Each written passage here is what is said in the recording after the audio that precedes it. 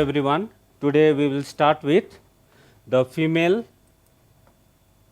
reproductive organ of a flower, okay, that is sexual reproduction in angiosperm, and the female reproductive part, that is the pistil or gynoecium. Okay. So, this part, okay, which is protruded outside the petal, this part is the stigma. Okay. Then this internally to that there is a tube that leads to the ovary.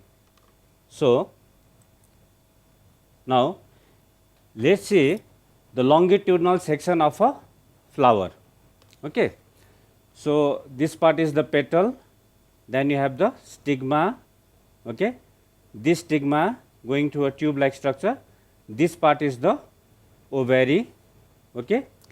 The neck like structure, this is the this part is the stigma, the neck like structure that you see, this one is the style, okay. Then the lower part, that is the hypanthium, okay. The ovary is attached with this structure that is called the thalamus, and internal to the ovary, what do you find? You find ovule, okay, of female gametophyte. Now, if we remove all these anthers, filament, sepal, petal, each and every parts, when we remove the middle part, okay, when we remove the middle part, what do we find? We find only the female reproductive structure, that is this part is the thalamus, this swollen part, this part is the ovary, the neck like structure that you see, this is the style, and the tip part that you see the stigma. Okay. This stigma, okay, if you see above this one, this disc like structure, this disc like structure is for the acceptance of pollen grains. That means it acts as a platform to receive, okay, to capture, to catch hold of the pollen grain, and it depends from one flower to another flower. Many types of flowers are there, and depending upon the agents of pollination, this stigma may be internally, may be externally. If it is wind pollinated plant, then you will come across the stigmas are protruded outside to catch hold of the pollen grain. So, it depends upon the flowers. Okay. So, this is the structure of the female part, that is the gynoecium.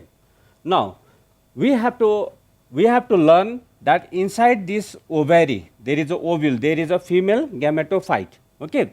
How do this female gametophyte gets formed? Okay. So, let us see the next part.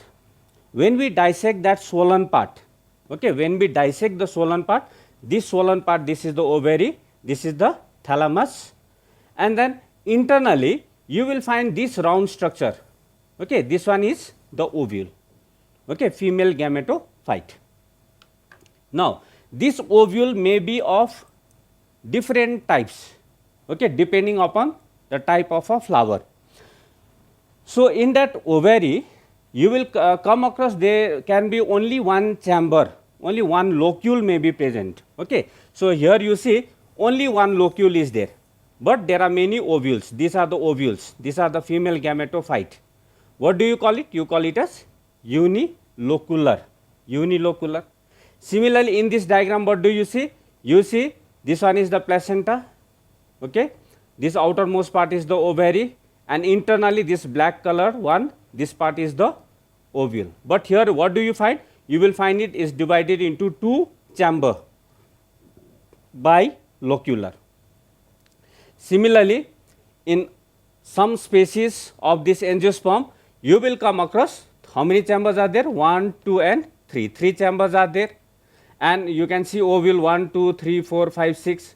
So, looking at this locule part, this is 3 in number, so it is trilocular.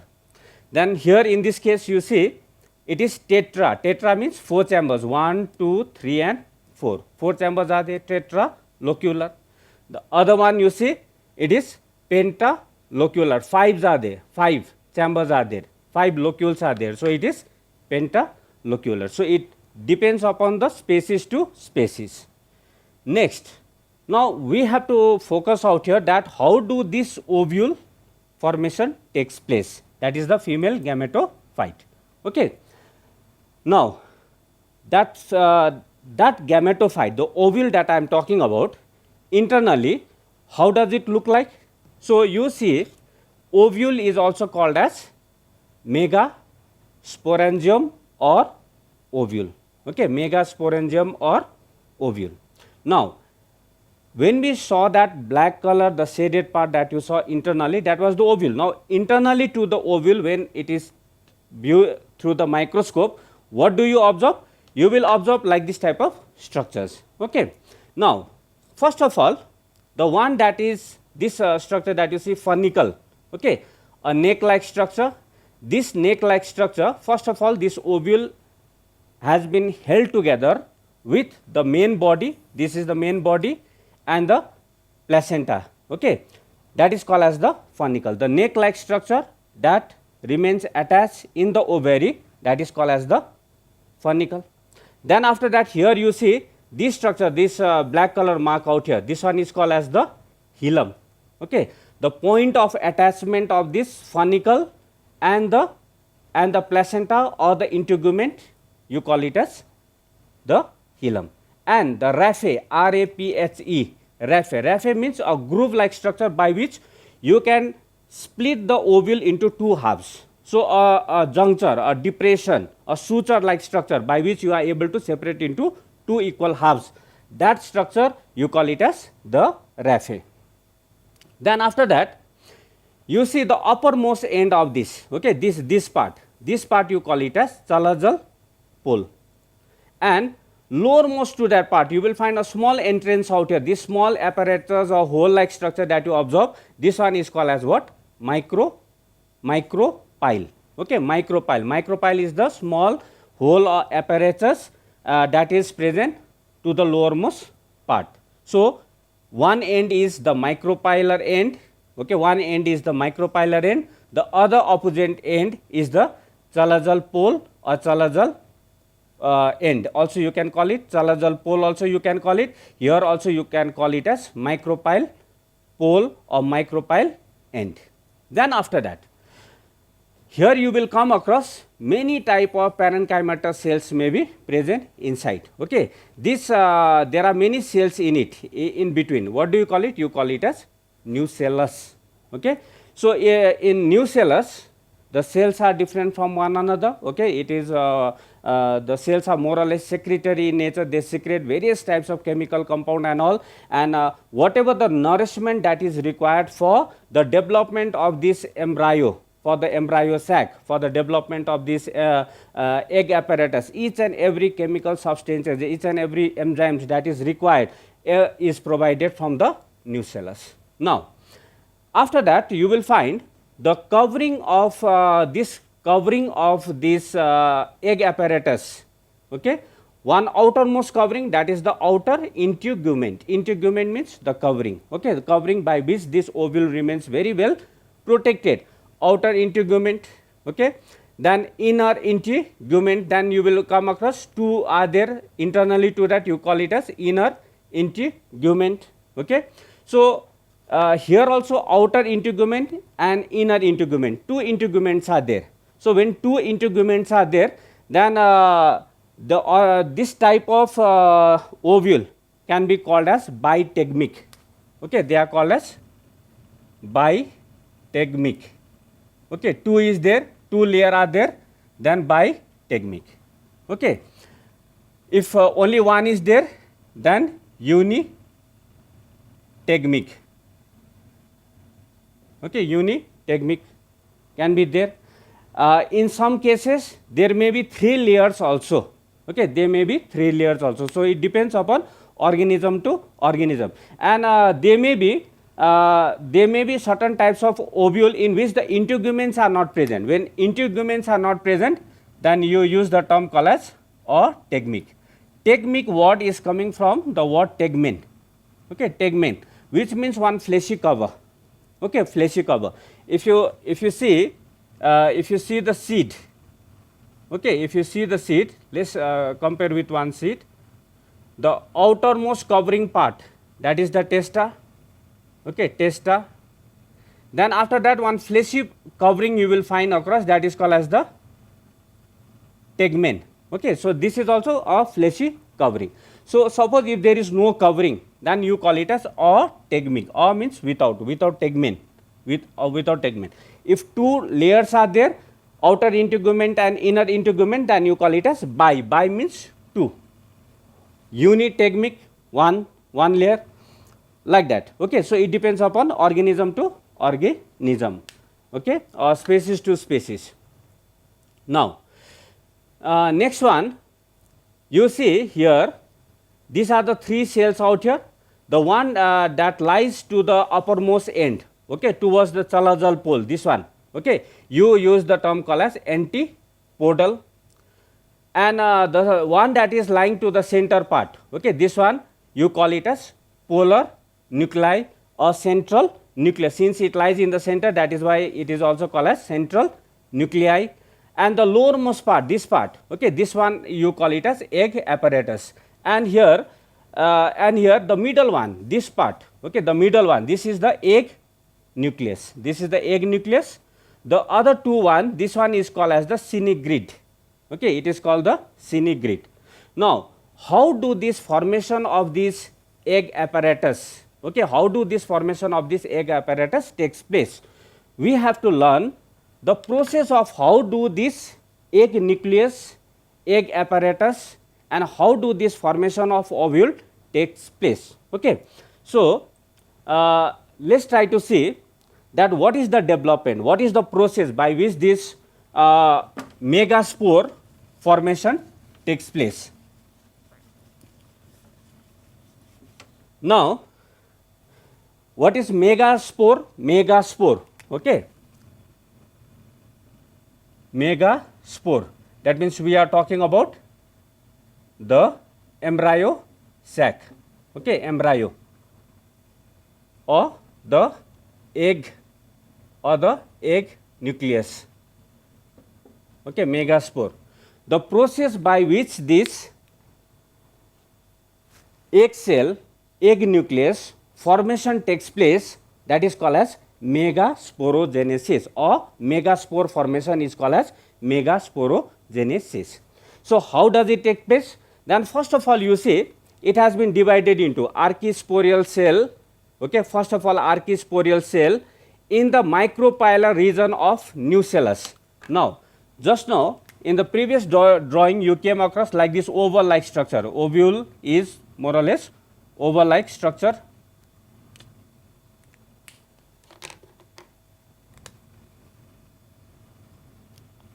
Okay.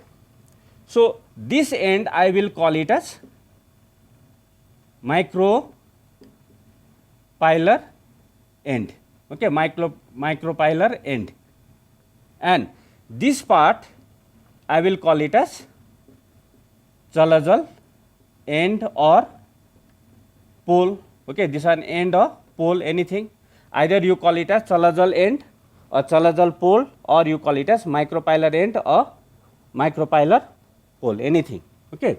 So, what will happen here, many parenchymatous cells are present, okay, in this end here,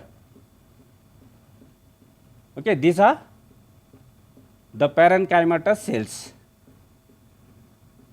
Now, from here, from this, now what it is said out here, archisporial cell in the micropylar region of nucellus. That means which part is nucellus?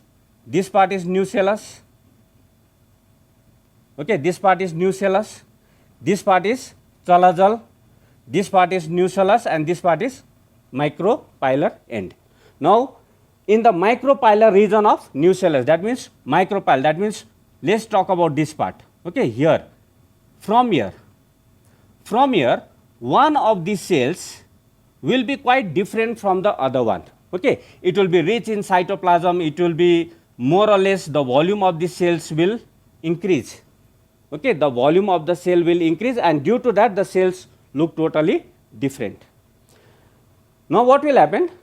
This cell will divide. So when the cell is dividing, okay, when the cell is dividing, the uppermost part of the cell, you call it as primary parietal cell, and the lowermost part, okay, this one you call it as primary sporogenous cell. Okay, two cell will get formed. So from here one of them will be quite bigger in size, cytoplasm will be more, the volume of the cell will be different, so it looks different from the other cells. So thereby what will happen, this cell will now start dividing, and when it is dividing, it gets formed into primary parietal cell and primary sporogenous cells. This primary parietal cell, what it will happen, the primary parietal cell by periclinal division, okay, periclinal division, they will start dividing it and they start going to the boundary part, and going to the boundary part, it may lead to the formation of various component of the ovule, that is the integument, okay, outer integument, inner integument, okay, then the inner the funiculus, the raphe which I discussed, it leads to the formation of that, okay, the outer boundary part. Then the next one, primary sporogenous cells. What will happen to the primary sporogenous cell? This primary sporogenous cells, also you call it as megaspore mother cells, okay, or MMC, okay, megaspore mother cell, this one, the small lower half, okay, this lower part. Now in some book what will happen, hypodermal cell is also will be mentioned. Hypodermal cell means that the cell that is lying to the lowermost part, that is towards the micropylar end. You also use the term called as hypodermal, okay, anyway, you also call the term called as hypodermal, anyway. So what will happen to the primary sporogenous cell? This primary sporogenous cell is also called as MMC. MMC means megaspore mother cell. Now megaspore mother cell will undergo what? It will go under meiotic division, okay, it will go under meiotic division. So when I say meiotic division, that means this cell will, first of all, the chromosome number, whatever the chromosome number of that species is there, the chromosome number will get reduced to half. Then after that what will happen? The chromosome number will get reduced to half, okay. So suppose say this is 2n, this will reduce to n. Then after that, from here 1 2 1 2, that means this is n, this is n, this is n, and this is n. Altogether you will get how many cell? You will get 4 cell. So this is, it will go under which division? Meiotic division. When it is going under meiotic division, okay, it will form a linear tetrad. So what do you mean by linear tetrad? Okay, tetra means 4. So linear tetrad means that in a cell, all of these cells are stacked up with one another in this manner, okay. There are one above the other, okay, they are one above the other. The manner in which these megaspore mother cells, after going under meiotic division, when they get arranged in this manner, what formation you call it? You call it as they go under linear tetrad. First of all, when the cell, when this is megaspore mother cell, MMC, okay, megaspore mother cell will go under the the division, 2 cells will get formed. When 2 cells is getting formed, then you call it as dyad, okay, dyad, that is 2. From the dyad again what will happen? Each will divide. How many cells will get formed? 4 cells will get formed. And what do you call it? You call it as tetrad. And the manner in which they get arranged one after the another, what do you call it? You call it as linear tetrad in a line, okay. Then after that what happens? Linear tetrad of megaspore sphere. One megaspore, only one of the chalazal end of the ovule. Now you see this part is lower, so automatically this is micropylar end or pole. The other one, this one, the upper part. So in this upper part, which part is the upper part? The chalajal pole, or you can call it as end. Okay, chalajal pole or end. That means which part? The one that is to the uppermost part, this part. Okay, this part. Okay, this part. What will happen to this part? Only one on the chalajal end of the ovule. Okay, this part. These three will degenerate. They will degenerate. The one, this one, okay, what will happen to this one? Only one of the chalajal end of the ovule will go under which division? It will go under, again, mitotic division. It will go under mitotic division. Now, this one that is coming from here, the chalajal end pole one of the cell will be, and since this is only actively dividing, you use the term called as functional megaspore. Okay, functional megaspore. Functional megaspore means that other three will degenerate, only one of them become functional in nature, and when they become functional in nature, they will go under either 2, 3 mitotic division. Okay, depends upon species to species. When it undergoes 2 or 3 mitotic division, then due to that, how many nucleus will get formed? 8 nucleate embryo sac of female gametophytes gets formed. That means they will be altogether 8 nucleus cells getting formed inside, and to form into a 8 nucleus, what will happen? First of all, this, suppose say this is 2n, then after that it is dividing into, it is mitotically dividing into 2n, then suppose again this is going, this is 2n, this is 2n, this is also 2n, this is also 2n. So here you got 2, here you got 4. So one more division, 2n, 2n, this is also 2n, this is also 2n, 2n, 2n, 2n, 2n. So 1, 2, 3, 4, 5, 6, 7, 8. You are getting altogether 8. That means it went under how many mitotic division? It went under 2 successive mitotic division. Okay, or 3 successive mitotic division. After that, how many nuclei you will get? You will get 8 nuclei. When I say nuclei, then I am talking about plural. Now, when this 8 nuclei will get formed, then what will happen? Then you see, inside the ovule, okay, inside the ovule, first of all, inside the ovule 2, you see that the nucleus like this. Then after that, this is dividing, then 2 like this. Then after that, 1, 2, 3, 4 here, 1, 2, 3, 4 here. Okay, they get arranged in this manner. So 8 is there. Now here what you will find? 2 synegrid cells plus 1 egg cell. Now after that, what will happen? One of the cells will migrate to the center. One of the cells from here will migrate to the center. So here there are 3, and here also there is 3.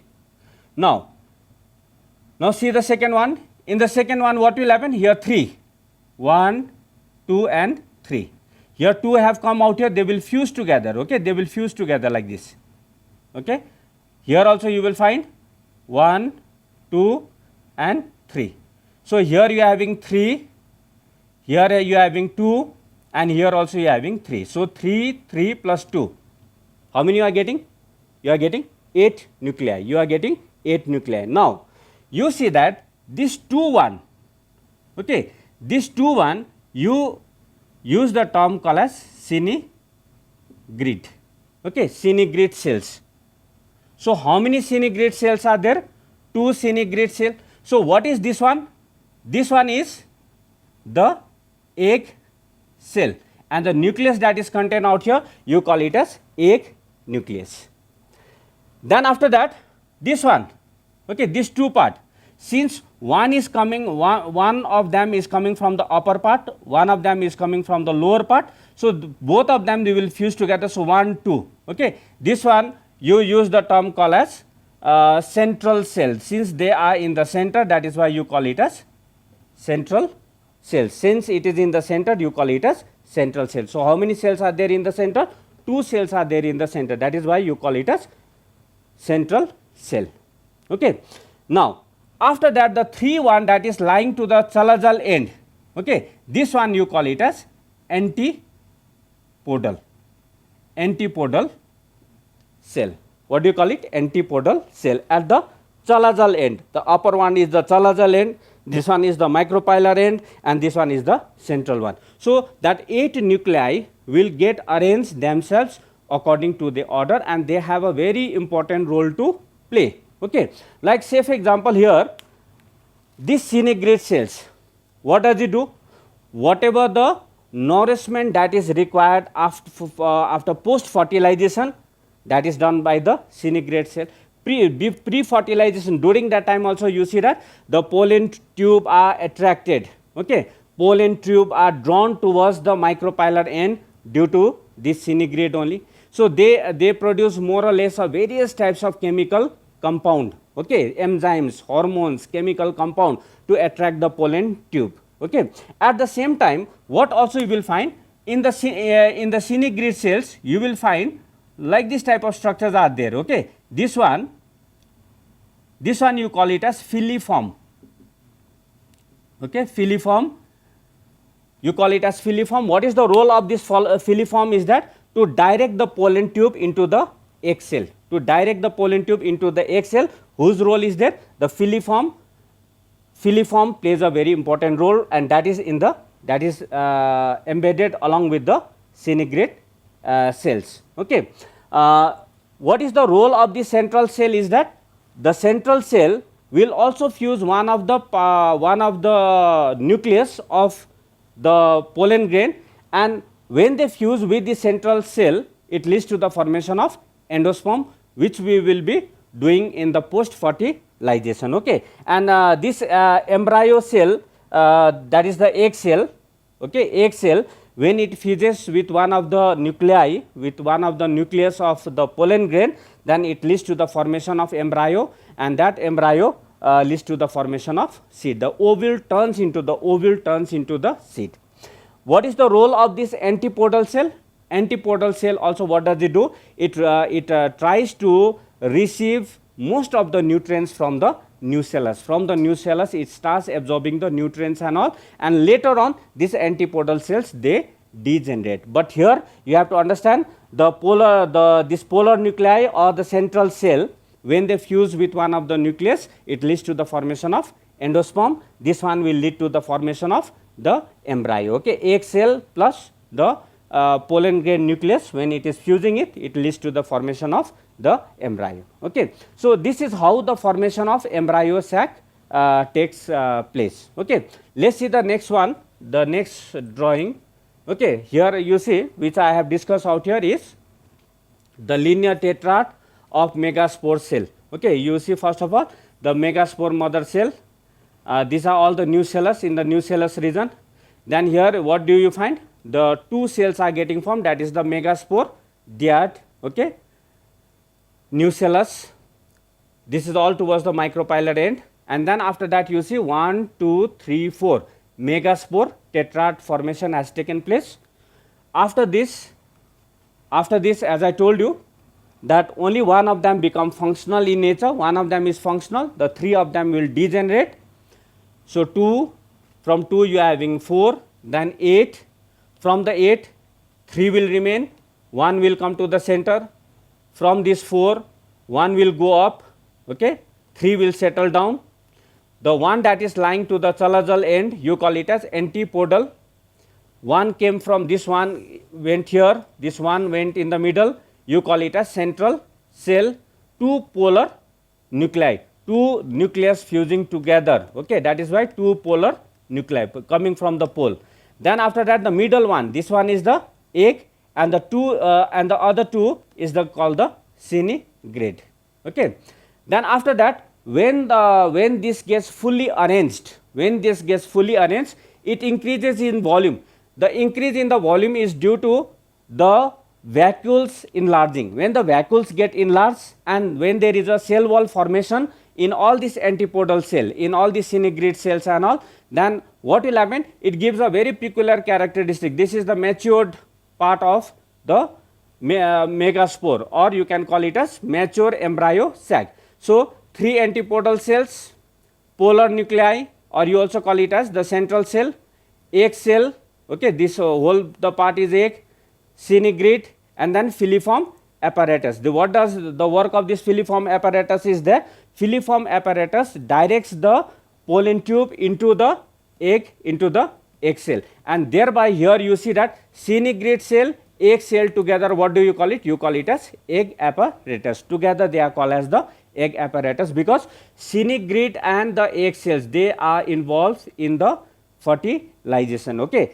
filiform apparatus directs the pollen tube, and synegrate cells also act as a shock absorber also. Okay, the pollen tube, when it gets thrust inside, that means it may not damage, thereby what happen, it also act as a shock absorber. Okay, and besides that also you have to keep it in mind, this polar nuclei will undergo fusion with one of the nucleus of the pollen grain, and since fertilization takes place twice in this, okay, that is why it is also called as double fertilization. Double fertilization is possible because you see that one of the nucleus of the pollen grain fuses with this polar nuclei, another one with the egg one. So, thereby it is called the double fertilization. Will be coming to the post fertilization later on. Okay. Now, next, this is the formation or the development of mature embryo sac. Okay. Now, let us see the next one. Okay. Now, this one is anatropous ovule. Okay. What do you mean by? There are many types of ovule depending upon species to species. Okay. What do you mean by anatropous? Many types are there, more than 6-7 types of ovule are there. Anyway, according to your syllabus, you have anatropous ovule. What do you mean by it? This is the most common type of ovule. In it, the body of a ovule is inverted. Here you see the whole body, this body is inverted, whereas you will find that this body, if it is directed in this manner, okay, directed upward, okay, this part is directed upward, this part is directed this side, this part is directed the other side, that means this direction will be different in different species. So, here what is happening? In it, the body of a ovule is inverted, this one, inverted, and micropyle lies close to the hilum. Okay, this micropyle lies close to the hilum. Okay, close to the hilum. The funicle is curved. That is also at the apex and fuses with the integument. Okay, this micropyle. Okay, the micropylar end is fusing with the integument. This part is the integument. Okay, this part is the integument, forming a raphe. The attachment, that means when I say raphe, that means by which it can be separated into two halves. Okay, groove like structure, that is called the raphe. Okay, the micropyle and the chalazal lie in one vertical line. You see that this line is the vertical line. So, this micropyle and the chalazal end lies in one vertical line. When you observe this type of inverted ovule, then with the following characteristic and features, what do you call it? You call it as anatropous ovule. Okay. Okay. Anyway, so this much for today. Thank you.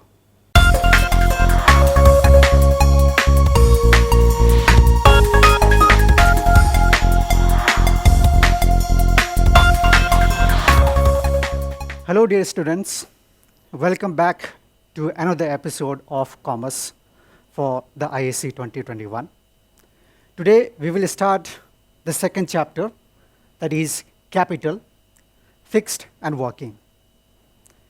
In this chapter, you will come to know about the meaning and importance of business finance, sources of finance for different types of business firms, meaning and factors of capital structure, meaning of fixed capital and factors affecting it, meaning and types of working capital, factors of working capital and importance of working capital.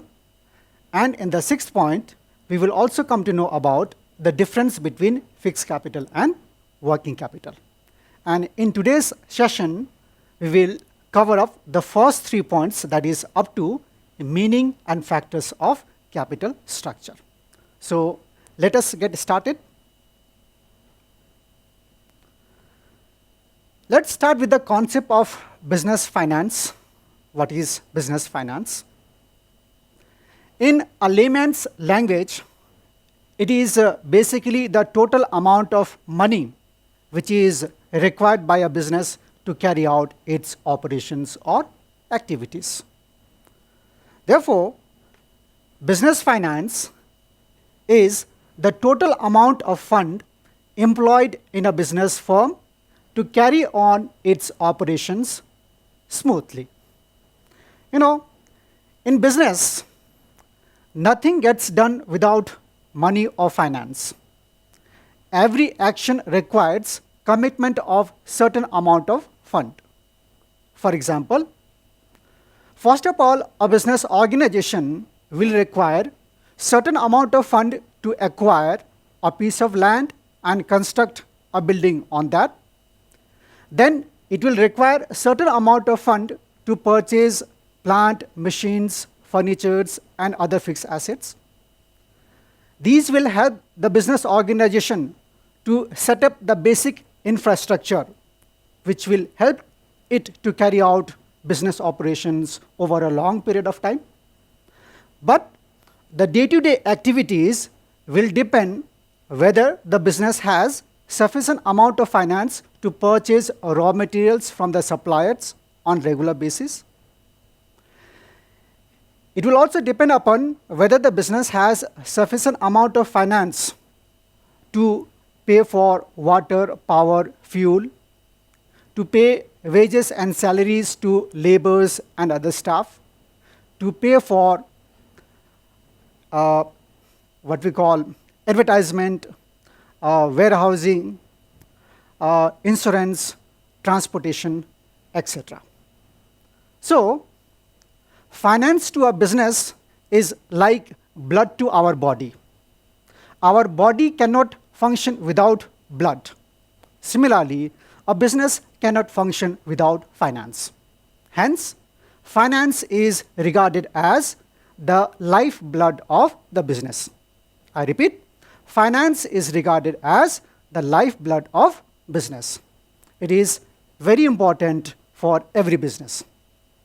The amount which is required may vary from business to business depending upon the nature, size, or the volume of transactions, but every business requires a certain amount of finance. All right? So let us understand the importance of business finance. The first importance of business finance is finance helps the business to acquire an adequate amount of assets like land, building, plant, machines, and other fixed assets, as well as current assets, for example, stock of raw materials, finished goods, etc., which will help the business to carry out the day-to-day activities smoothly. Second advantage is the finance will help the business to meet all its obligations and liabilities on time.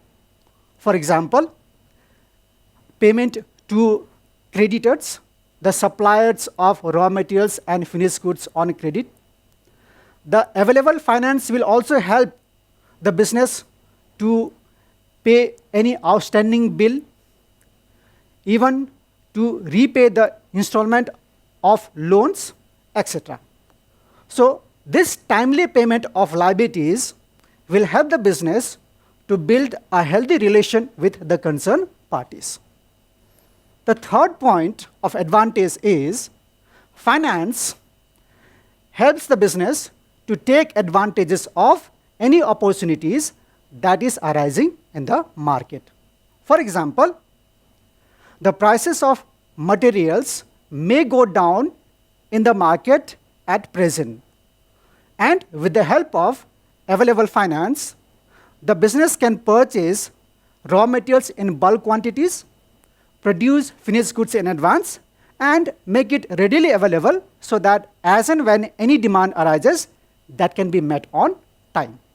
Right? the next advantage of finance for a business is it helps the business to face certain crises that may crop up in the market, like the crisis of recession in the market, the crisis of the crisis like the present situation, the crisis created due to the lockdown or due to trade cycle. One more advantage of finance for the business is a business having the sound financial background will help it to create a reputation or goodwill in the market. So the high credit worthiness or credit rating given by various credit rating agencies like CRISIL or ICRA will help the business to acquire the finance, easy finance, as and when it is required. Okay? So these all are some of the importances of business finance. Moving on to next, let us understand the different sources of finance for different types of business firms. So from where the different types of organizations they get finance to carry out different operations. To start with, we have sole proprietorship form of business in the market. This is a form of business which is solely owned and controlled by a single person. This type of business organizations, they operate in a small scale. Therefore, the capital requirement of such business will also be less or small. Let us understand the different sources of finance of this type of business organization. The base capital of such business is formed by the capital contributed by the owner.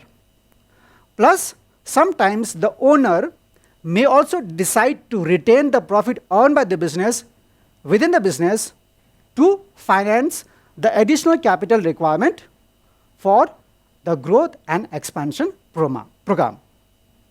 Apart from that, such business may also get loan from friends and relatives of the owner.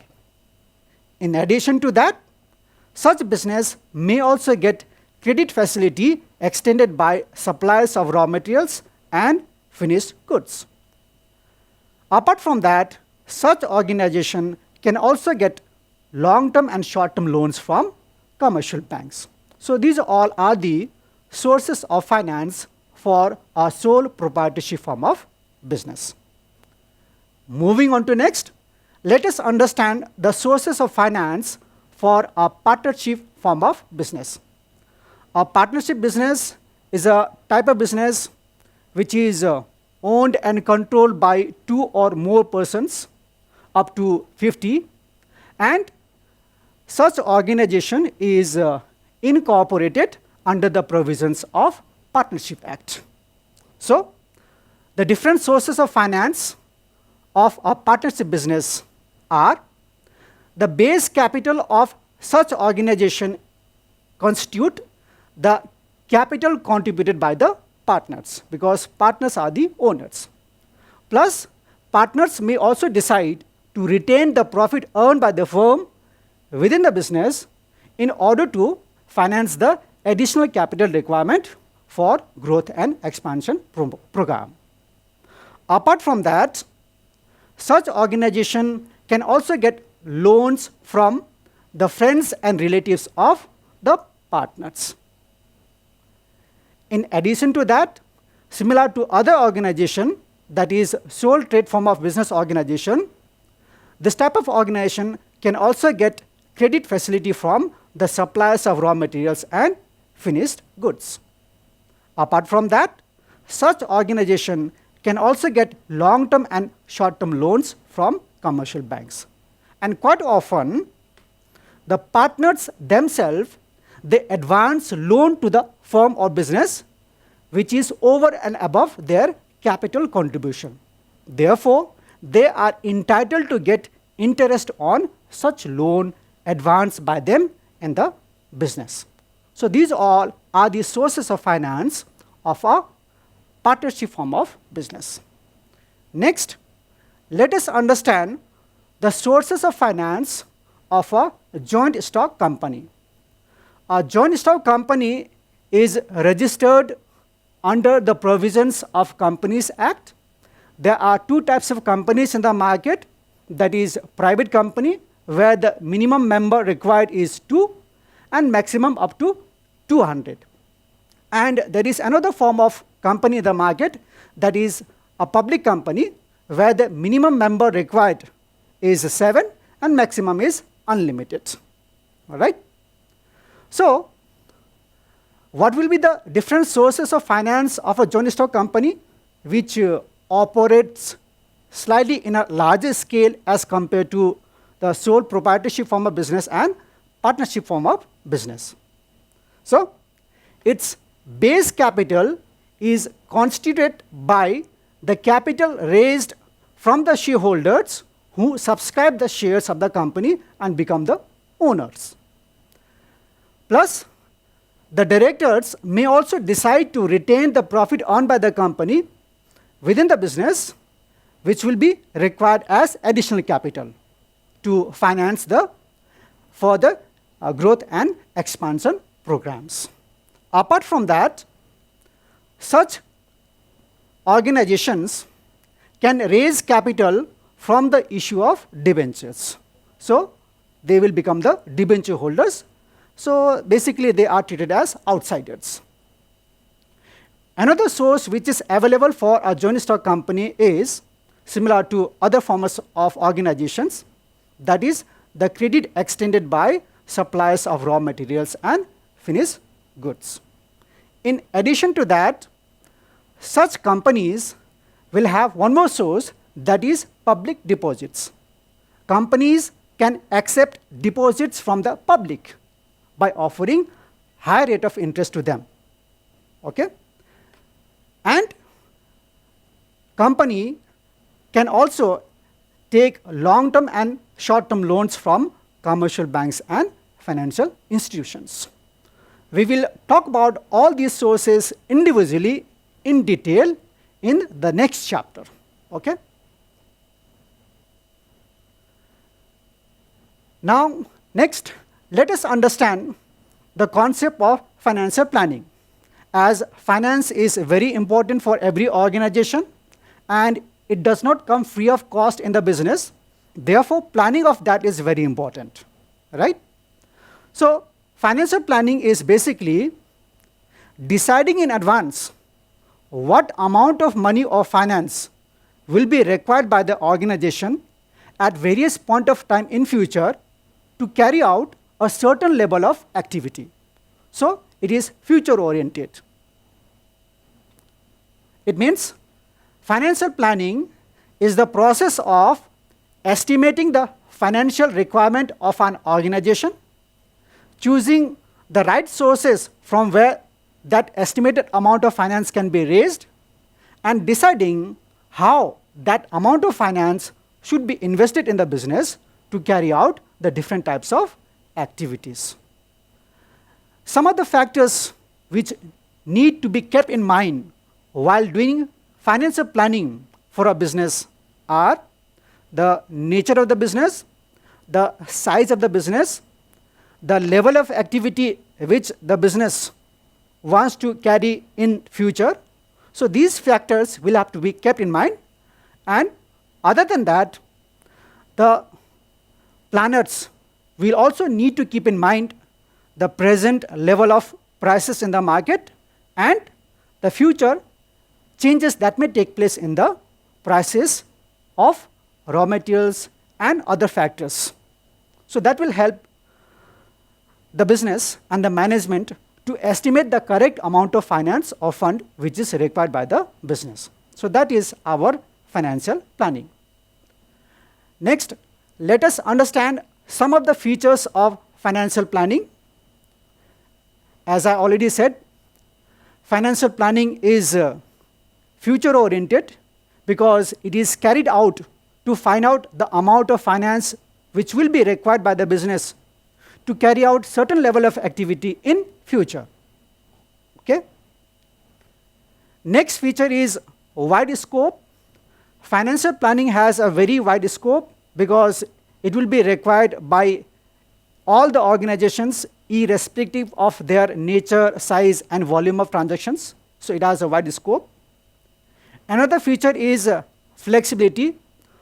Sound financial planning should be flexible enough to adjust the amount of price or the cost depending upon the changes in the market.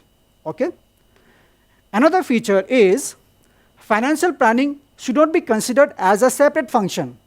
Rather, it is an integral part of the overall management of the organization. So when the organization is planning for the other activities of the organization, along with that, the management should also plan for the financial requirement of the organization. Right? Next, let us understand some of the importance of financial planning, why planning is important. So financial planning is very important because it safeguards the firm from the shortage of finance in future when the actual activity will be carried out. So at the time, the shortage of finance will be avoided if the future requirement is correctly or properly estimated. And in that way, the business will be able to carry out its activities smoothly without any interruption. Right? Next, financial planning helps the business in developing a sound capital structure. We'll talk about capital structure in the next topic, but basically it means deciding a proper mixture of the owner's type of capital and the outsider's type of capital. Okay? So the financial planning will help the business to determine a proper mixture of debt and equity. Right? Next, financial planning also helps the business in effective utilization of the fund which is raised to carry out different long-term and short-term projects or activities. Another importance of financial planning is the financial plan which is prepared serves as a base of controlling. Like when actual activities will be carried out in future, the management will always compare the actual expense or cost involved with the predetermined plan or budget. So in that way, the management will be able to find out whether everything is going on as per the predetermined plan or not. So in that way, financial plan serves as a controlling tool in the hands of management. Okay? Moving on to next topic, we have capital structure. So let us first of all understand what exactly is capital structure. This term came in the process of financial planning also. So basically, capital structure is a particular mixture or composition of the total capital of a business organization. So let us understand by way of one example. Suppose a company in total requires 10 lakh rupees. How much? 10 lakh. So as we already discussed, it has various sources to get that 10 lakh rupees. Right? All these sources can broadly group into two. The equity type of sources, the owner's type of sources, and the other group will be the debt type of sources, outside this type of sources. So internal sources and external sources.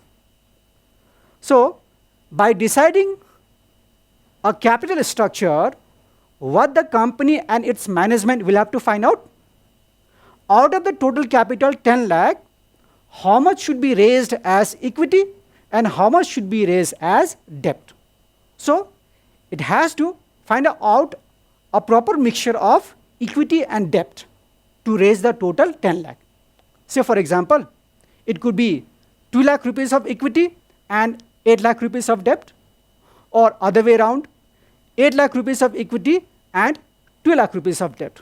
So there are certain factors which the company will have to keep in mind while finding the proper balance of debt and equity, right? But this particular mixture of debt and equity, let's say equity of 2 lakh and debt of 8 lakh in the total capital of 10 lakh. So this particular mixture of 2 lakh and 8 lakh in the capital of 10 lakh will constitute the capital structure of the company. So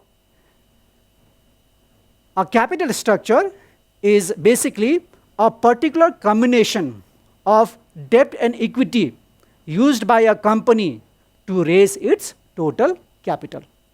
So let us understand capital structure by way of a diagram. So you can see in a table, a company in total, if it needs 10 lakh rupees, let's say it raises 6,50,000 by way of equity and 3,50,000 by way of debt. So this particular mixture will be the capital structure of the company.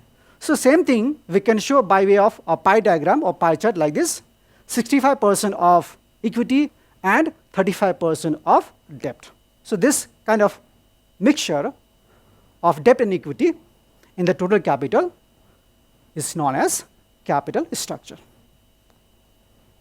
We can have a detailed form of capital structure where you can see equity capital consists of equity share capital of rupees 5 lakh, preference share capital of 1 lakh, and reserve and surplus of 50,000.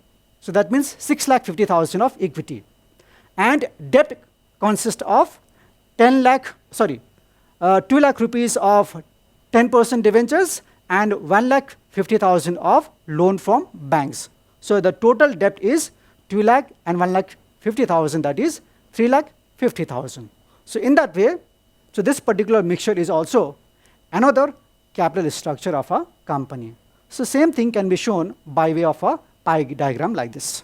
So this is what we call the capital structure of a company. Last but not the least, let us understand what are the various factors that constitute the capital structure of the company.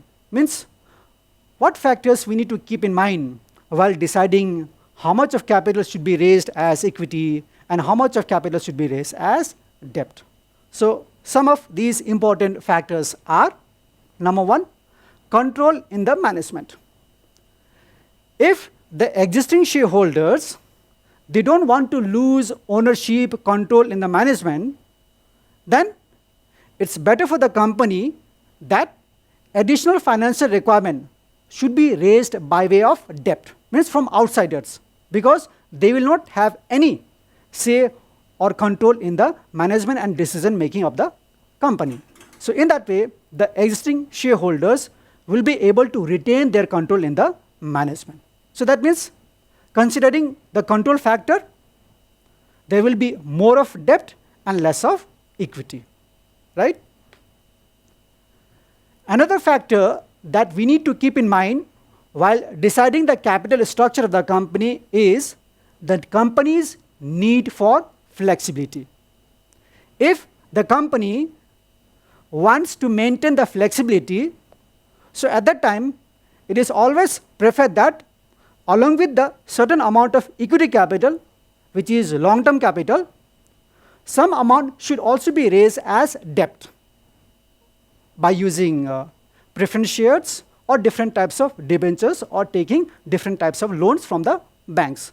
So that by the time these debt capital are required, they are utilized in the business, and if they are not required, it can be always refunded back to the outsiders. So in that way, the company will be able to maintain the flexibility in the total capital. Next factor is cost of financing. As I already said, whether we raise debt type of capital or equity type of capital in the business, that amount of capital, they don't come free of cost. The company will have to pay for that. Okay. So considering the cost factor, if the company wants to know whether to go for the debt type of capital or equity type of capital. So here, debt capital is cheaper than the equity type of capital. So there are lots of costs involved while issuing the shares and get the share type of capital. Okay, so like first of all, the companies will have to design and print the prospectus. So cost involved out there. Companies will have to pay commission to brokers and underwriters. So these costs are involved. And since the owners or shareholders will have to take more risks in the company, so their expectation of return from the company will be higher than that of the debenture holders. Okay? So if the company is more concerned about the cost, so it's better to use debt type of capital rather than the equity type of capital. Next, capital market condition. So where the companies will be able to circulate or float all these securities, obviously in the capital market. So therefore, while deciding the capital structure, the company will also have to find out what is the current market condition in the capital market. If it is a boom market, then there are investors who are ready to take more risks. So during such market condition, companies can issue shares and get the share type of capital. But in case of bearish market, when the investors in the market, they don't want to take much risk, so they are basically looking for what? Fixed return bearing securities. So in that situation, company can offer different types of debentures and preference shares in the market to raise the sufficient amount of capital. All right? Next, period and purpose of finance. If the company needs finance for a longer period of time, then it is always preferable for the company to use shares, equity shares, preference shares, because these are the long-term sources. But if the financial requirement of the company is for a medium period of time, that is up to 5 years, from 1 year to 5 years, or for a short period of time, then it's better to use debt type of sources, debentures or loans, long-term loans and short-term loans. Okay, so basically it means if the financial requirement is for a longer period of time, the company will go for the equity type of sources, and if the financial requirement is for a short period of time, the company will go for the debt type of sources. Right? So these all are the factors of capital structure. So with this, I come to the end of today's session. So remaining topics of this chapter, we will discuss in the next class. Thank you.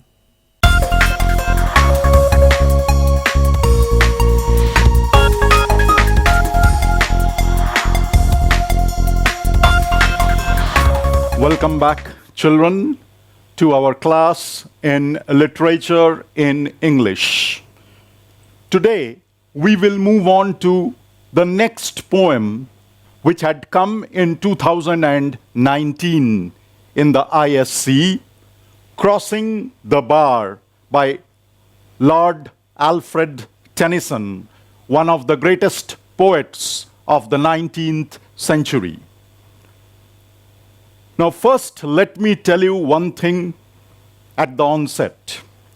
This poem, though short, is quite difficult because it is a metaphorical poem. What does it mean? It means that literally the poem is saying something, but whatever is literally said in the poem is comparable to an inner underlying meaning. So, when we do the poem, we will have to be very careful about what is the literal meaning of the words and the lines, and most importantly, what do the lines metaphorically denote. So we will operate and discuss at two levels when we do this poem. Before I begin with the poem, I would like to tell you something about the background to this poem, which is very, very important. See, in the introduction, I have written, this poem was written in 1889, 3 years before the death of Tennyson, just after he had recovered from a serious sickness. So, this poem was written in 1889. He had just recovered from a serious sickness, and 3 years later, he was supposed to die. At this time, Tennyson was almost 80 years old. Therefore, after suffering from this sickness, he realized that he was very close to death. Now, when death comes to us, we react in two ways. Either we are very, very scared because we are all afraid to die, or we resign ourselves to the inevitable, knowing or believing that one day all of us will have to die. The point is, Tennyson did not react in either of these ways.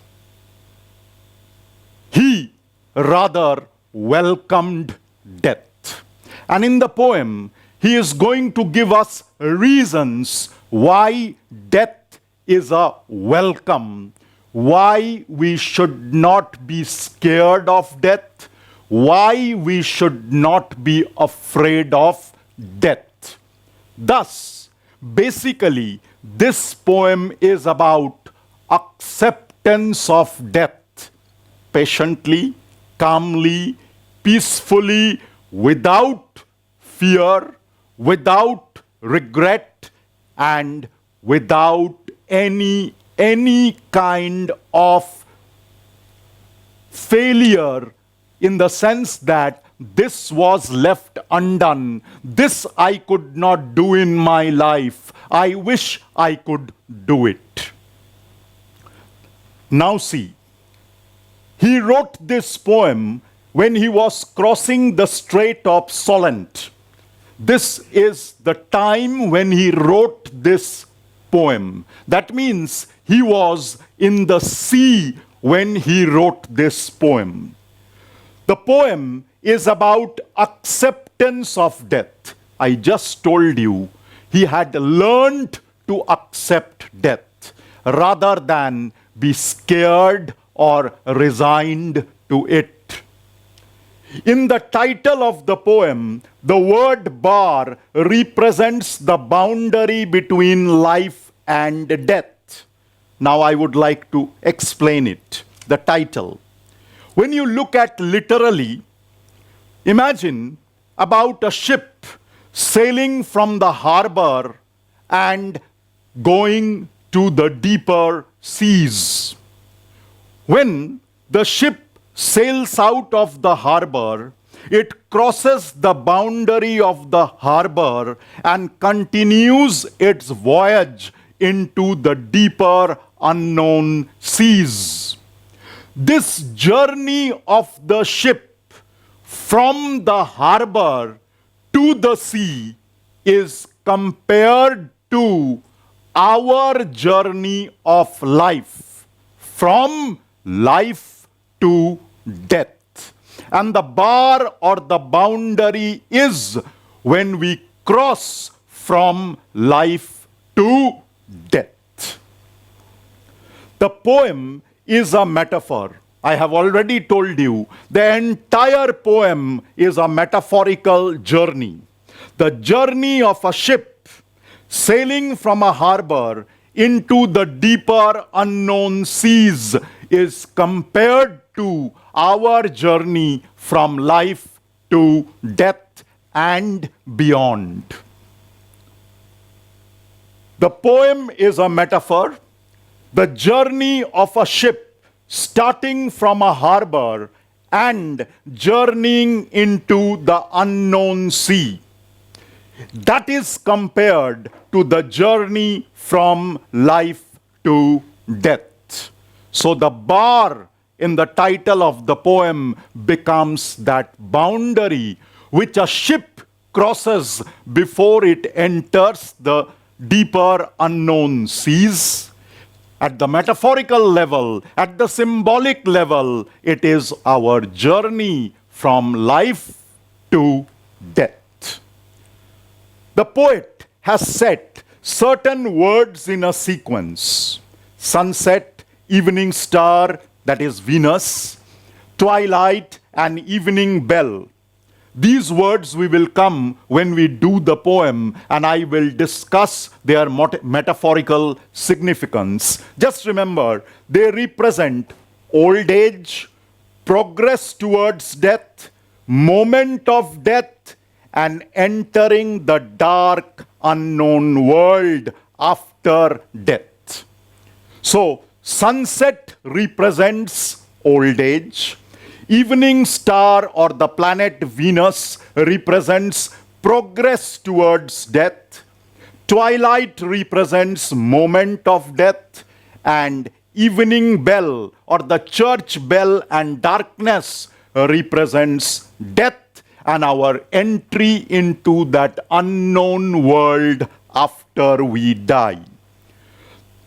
I told you the poet is accepting death. That is why the poet wants his death to be calm, peaceful, painless. People should feel sad at his death, but should not cry or mourn over his death. People should feel sorry that he has died, but people should not cry. People should not weep. People should not mourn over his death, because for the poet, death is a welcome, whose reasons he will elaborate in the poem. Death is the end of the physical body, but the soul does not die because it is immortal. One of the reasons why the poet is welcoming death is because, as a Christian, he believed that death is only the end of the physical body. The soul does not die. The soul is immortal. So after we physically die, biologically die, the soul continues to live in the world after death. Death should be a welcome because it sets us free from the bounds of time and place on earth. And death also gives us a chance to meet the pilot, our Creator God. Now you see other reasons why death should be welcome. In this world, as long as we live, we are constrained by time and place. We are subjected to the passage of time. We are not restricted to one place. Time and place, they are not in our hands. But once we die, once the soul goes to that other world is the world of eternity. There, time does not matter. Place does not matter. We are immune to time and place in that eternal world, and therefore death is a welcome. And the third reason is death gives us a chance to meet or come face to face with our guide, our Creator, that is God. As long as we live in this world, we do not get a chance to meet God. We may have faith in Him, we may believe in God, we believe that God is always there with us invisibly to guide us, but we never get a chance to meet Him. Death gives us that opportunity. According to the poet, death is just going back to the world of God from where we have originated or come. God created us in His world. Call it heaven. We come from heaven. We stay in this world for some time. And after we die, our soul goes back to heaven, that very world of God. So, death is not an end. Death is a homecoming. We return to the world from where we had come, from where we had originated. So it is going back home. So going back home should be a happy occasion. There is nothing to be afraid of it. There is nothing to be scared about it. There is nothing to be sorry about it. So we must learn to accept death, primarily because death sets the soul free. Death is not an end at all. The soul survives as it is immortal. We go back to the world from where we had originated. We become free from the restrictions and constraints of time and place, and death gives us a chance to meet God. That is why death should be a welcome. Now we move on to the poem. I have given you all these for the better understanding of the lines in the poem. Sunset and evening star, and one clear call for me. Now first I would talk about the literal meaning, then come to the metaphorical meaning. Imagine it is evening time. A ship is about to start its sail from a harbor. And before it starts its voyage, it gives or blows the final whistle. When it will go out to the sea, it will become dark. The planet Venus, which is the morning star or the evening star, will be the beacon, will guide the ship as it is moving across the dark, unknown sea. That is the journey of a ship. Now look at the metaphorical meaning. The poet is in the sunset of his life. He has grown old. He is on the verge of death. So, God has given a call telling him that be ready, you are about to die. Your time has come to an end. And like the planet Venus guiding the ship in the darkness, in the seas, God will guide him across that boundary.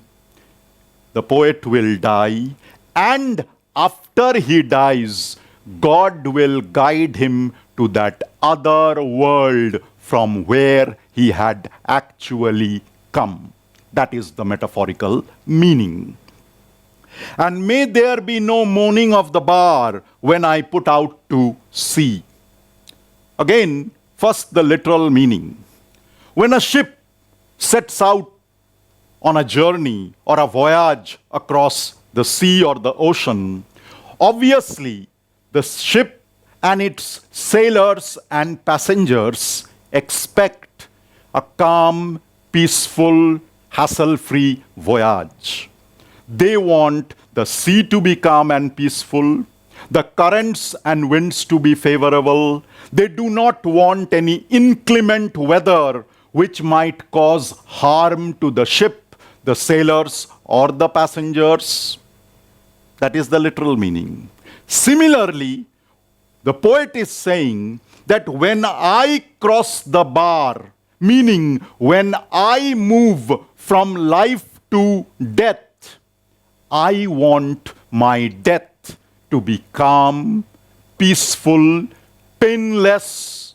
I don't want anybody to cry and mourn over my death, because death is a welcome for the poet.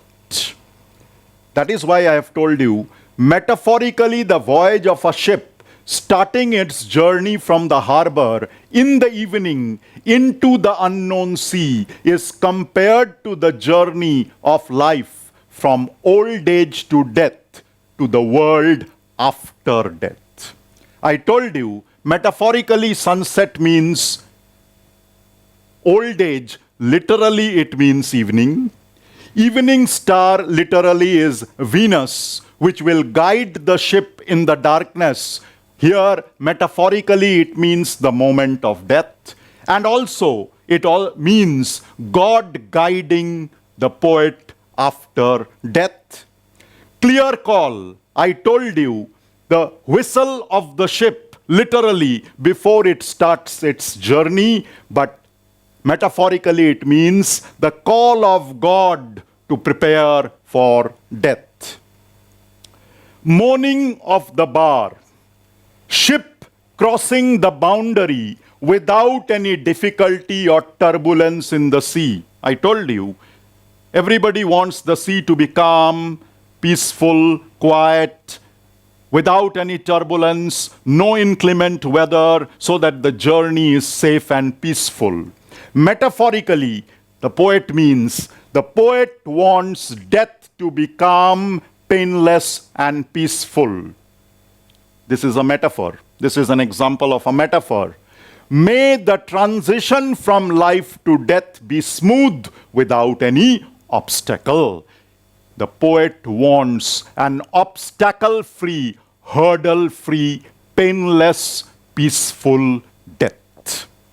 In the first stanza, there is another figure of speech. See, sunset and evening star, repetition of the S sound, therefore alliteration.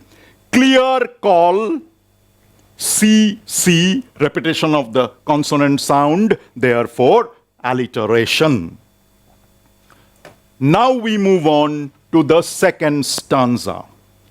But such a tide as moving seems asleep, too full for sound and foam. First, let me read out, then I will explain. A tide as moving seems asleep. The ship expects the sea to be a calm, quiet, peaceful, and without turbulence. Similarly, the poet expects a painless, smooth, hassle-free transition from life to death. You have the word as here. That is why it is a simile. Sound and foam, difficulty, problems, dangers. That means what? Just as a ship, when it starts its journey, expects the journey to be calm and quiet and peaceful, without turbulence, hassle-free. Similarly, the poet also wants the death to be painless, smooth. The transition from life to death should be painless, without any obstacle, without any hurdle. And most importantly, there should be no difficulty in the journey of the ship. There should not arise problems during the journey. There should not be dangers for the ship. Similarly, difficulties, problems, and dangers should not arise when the poet moves from life to death. When that which drew from out the boundless deep turns again home. Now, first again, let me read, then I will explain. That which drew from the boundless deep turns again home. Now, literally, try to understand. The waves in the sea are born in the depth of the sea, and they go back to the depth where they had originated. That means waves in the sea are born in the depths of the sea. They go back to the depths of the sea where they had originated. That is the literal meaning. Now see the metaphorical meaning. Similarly, for the poet, death is going back to the world from where we all come. It is like returning home. Journey towards death is just a cycle, a part of a cycle from birth to death. As I was telling you, we all originate or come from that world of God. Maybe it is heaven. We come from there, live on this earth for a few years, and once we die, the soul goes back to that world of God that is heaven. So the soul returns to its origin, which is like a homecoming. So you start from home, that is heaven, take birth, come to this earth, live for a few years, die, and go back to that home or heaven from where you had come. That is why it is a cycle from birth to death. That is the metaphorical meaning. And again, you have a figure of speech here, boundless deep. It is a metaphor. At the literal level, the meaning is the depth of the sea. But the depth of the sea, where the waves are born, is compared to that other world of God where we are born, where we originate and come to live on earth. Now move on to stanza 3. Twilight and evening bell, and after that the dark. Literally, the sun sets, you have the twilight. The twilight is the light that exists after sunset. After the twilight fades, you have the darkness of the night. You have the church bells ringing for the last time of the day. That is the literal meaning. Sunset, twilight, twilight fading, darkness setting in, night coming, the church bells ringing. But at the metaphorical level, the poet is very, very close to death. See, here, twilight is the moment before death. The poet is about to die. The church bells are ringing when he dies. That is the death knell, metaphorically. And once he dies, he goes to the night or darkness, which is death. That means twilight is moment of death. Bells meaning the church bells ringing as if they are ringing the death knell for the poet. And after the fading of twilight, you have night or darkness, meaning the poet dies. And after he dies, he goes into that world from where he had come. And may there be no sadness of farewell when I embark. Now again, a repetition of that idea. The poet is saying that when he dies, people should not feel sad or sorrowful to bid him farewell. Yes, he has died, but it is only a physical death of the body. Biologically, he is dead. He has left this world or earth, but the soul hasn't died. The soul has continued with its journey and gone to that world of God. So the point is, if death is a welcome, if death is an opportunity for us to go back home from where we had come, then what is the reason behind crying and weeping and mourning when somebody dies? Similarly, nobody, friend, family members, relatives, neighbors, well-wishers, nobody should cry and weep when the poet is dead, because he has entered a world from where he had come. Now we move on to stanza 4, or the last stanza. For though from out our bourne of time and place, the flood may bear me far. Let me come to the literal meaning first. When the ship begins its journey from the harbor, the current of the water in the sea, the winds blowing, carry the ship forward on its journey or voyage. It moves far and far away from the harbor towards its destination. Similarly, death will take us far away from this world where we were restricted by time and place, constrained by time and place. Death is a welcome because death frees us from the chains and the shackles of time and place. Because once we enter that other world, the world of eternity, that is a world where time doesn't matter, where place does not matter. The word eternal itself describes the fact that that world is insulated from the effects of time and place. I hope to see my pilot face to face when I have crossed the bar. Remember that when we live in this world, we always feel the presence of God. We have faith in the Almighty.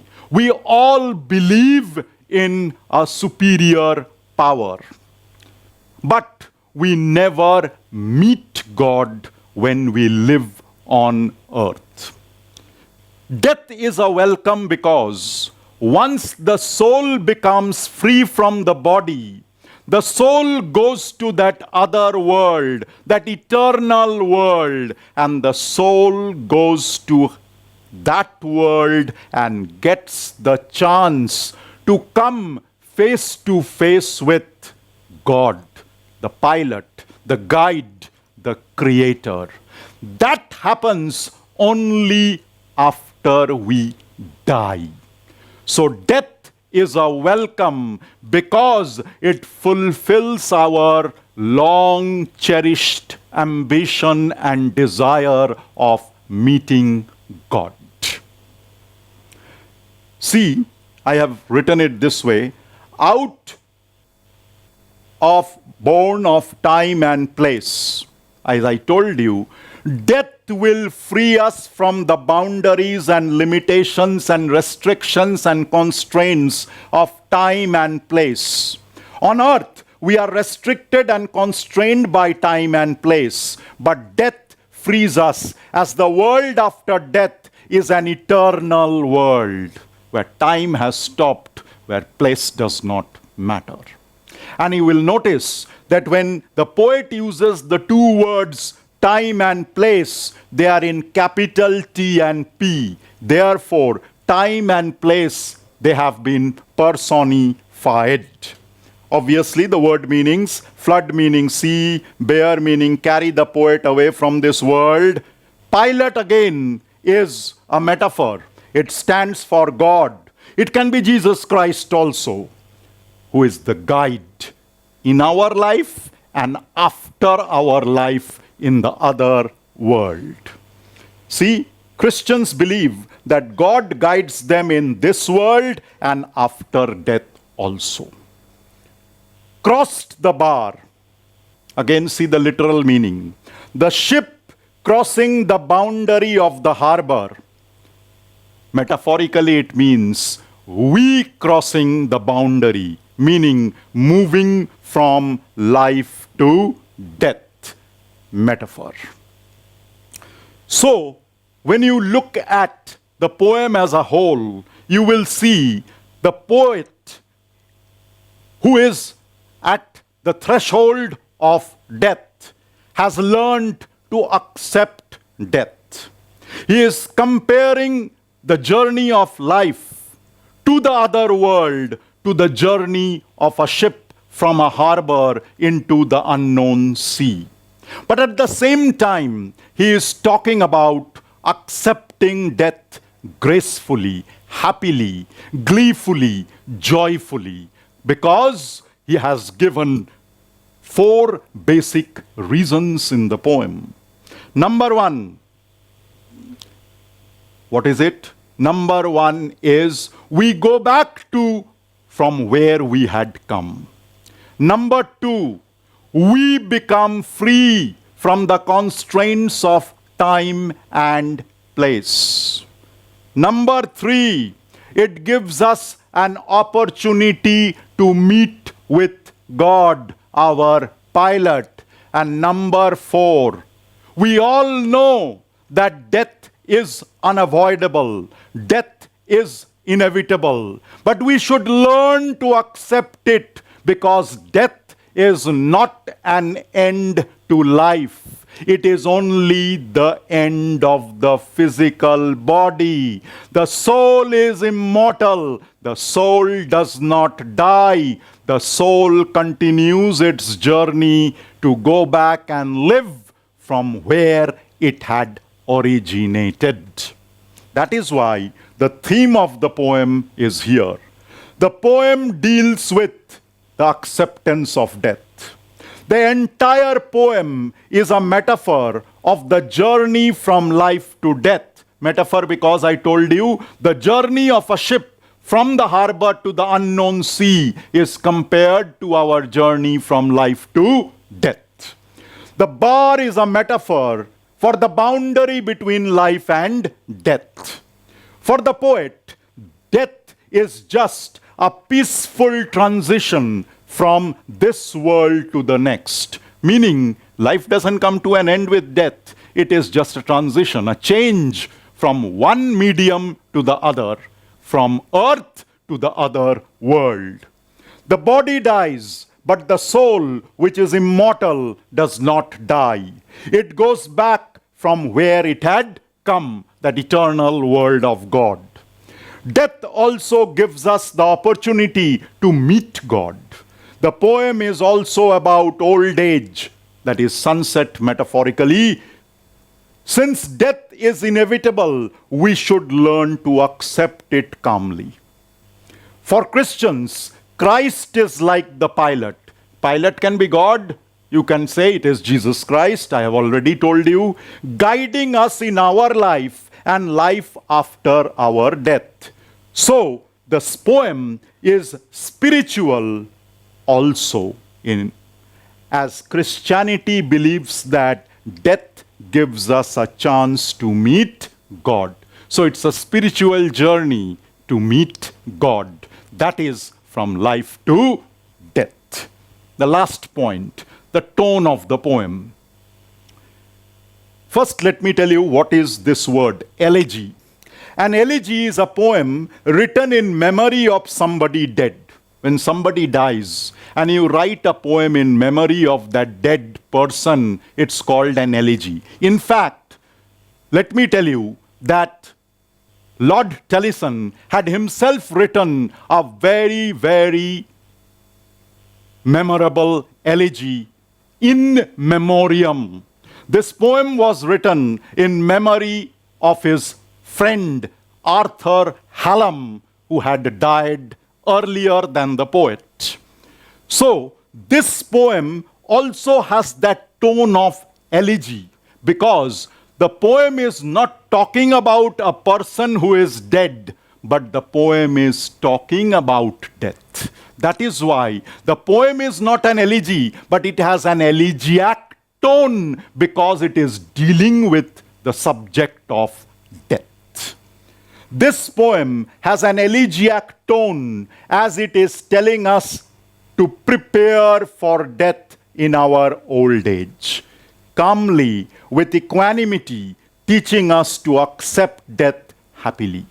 This poem is teaching us to accept death. And since at the center of the poem is the significance of death, the positive qualities about death, why death should be a welcome rather than something to be frightened about. This poem has got an elegiac tone. Remember, it doesn't deal with somebody's death, but it deals with the very concept of death. Thank you.